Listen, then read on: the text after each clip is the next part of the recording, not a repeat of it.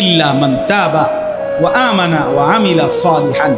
আল্লাহ বলে যে গুনাহ ছেড়ে দিয়ে তওবা করলো, আমি আল্লাহকে বিশ্বাস করলো এবং পুনরায় আবার নেক আমল শুরু করে দিল, ফাউলাইকা ইয়াদখুলুনাল জান্নাহ, আমি আল্লাহ ওয়াদা দিলাম, আমি আল্লাহ তাদেরকে জান্নাতেই ঢুকায়া দেব। ওয়ালা ইউজলামুনা শাইআ, কোনো জুলুম করা হবে না এক বিন্দু।